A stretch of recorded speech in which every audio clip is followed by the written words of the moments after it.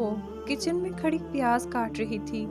मेरी आहट सुनकर मुड़ी तो मैंने देखा उसकी आंखें बिल्कुल सुर्ख थीं और मुसलसल आंसू बह रहे थे। मैंने हमदर्दी से पूछा, रो रही हो? भीगी आंखों से हंसते हुए बोली, नहीं तो प्याज काट रही थी, बहुत कड़वा है। मैंने कहा, खाला अम्मी बुला रही हैं, रिश्ते देखने वो लोग आ चुके हैं। ठीक है। उसने पहले आंखें साफ की, फिर ट्रे में कोल्ड ड्रिंक, फ्रूट वगैरह रखकर दुपट्टा ठीक से ओढ़कर बाहर की तरफ चल दी। मैंने उसके चलने के बाद टेबल पे पड़े प्याज की तरफ देखा जो आध कटा था। बाकी आधे प्याज को मैं काटने लगा और एक हैरत का झटका मुझे तब लगा जब पूरा प्याज कट गया और ना मेरी आंखें जली और ना ही उनमें पानी आया।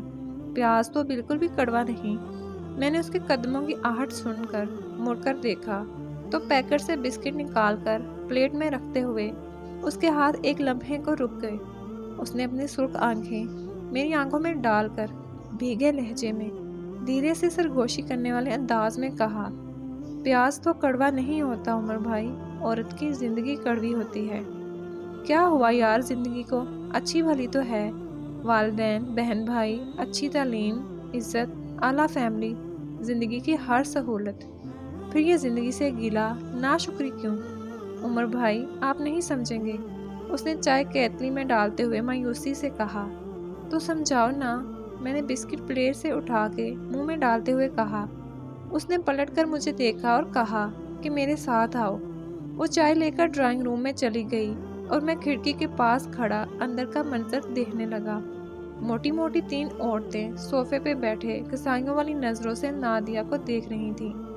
मैं कमरे से बाहर खड़ा था मगर वो नजरों की चुभन मुझे भी बेचैन कर गई। खाला बार बार इसरार करके उनकी प्लेटें भर रही थी। सर झुकाए किसी बेजान मुर्द की तरह साकत बैठी नादिया पे मुझे बहुत तरस आ रहा था। बहन, आपके खानदान में कोई रिश्ता नहीं है? खातून ने थल थल करते वजूद को संभालते हुए चुपते हुए लहजे में सवाल किया। खाला ने सादगी से जवाब दिया, जी बहुत बच्चे हैं खानदान में। अच्छा, ये लड़का कौन था जिसने दरवाज़ा खोला? वो मेरे बारे में पूछ रही थी। अल्लाह रखे, भांजा है मेरा, CSS किया है अभी, इंशाल्लाह जल्दी ट्रेनिंग पर चला जाएगा।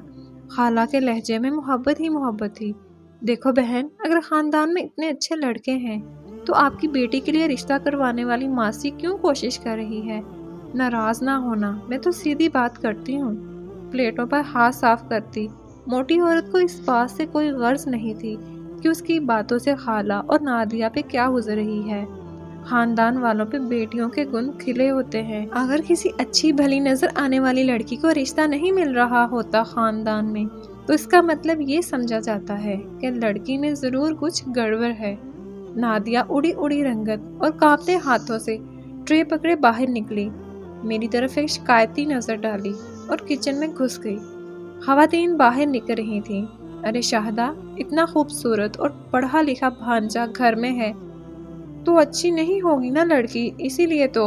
मुझ में और सुनने की हिम्मत ना रही और मैं उसके पीछे किचन में आ गया।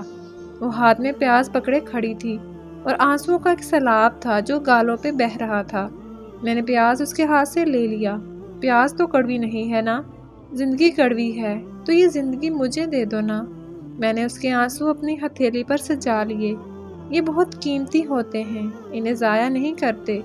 वो हैरत और बेयकीनी से मुझे देख रही थी और मैं दिल ही दिल में खुद को कोस रहा था क्योंकि अम्मी के बार बार कहने के बावजूद मैंने इस रिश्ते के लिए हामी नहीं भरी थी और ख़ानदान से बाहर शादी करने की रट लगा रखी थी। हालांकि शरीके हयात के लिए किसी भी लड़की में जो खूबियाँ चाहिए होती हैं वो सब नादिया में मौजूद थीं। मैं ही क्या, ख़ानदान का जो भी लड़का या लड़की किसी अच्छे मुकाम पे पहुँचते हैं वो फैमिली से बाहर शादी की रट लगा लेते हैं और इस तरह न जाने कितनी लड़कियां और लड़के अच्छे रिश्तों की तलाश में लोगों के ताने और अपनी किरदार कशी बर्दाश्त करने पर मजबूर होकर लड़के की आंखों में कुछ चले जाने और लड़कियां प्याज काटने के बहाने आंसू बहाती रहती हैं।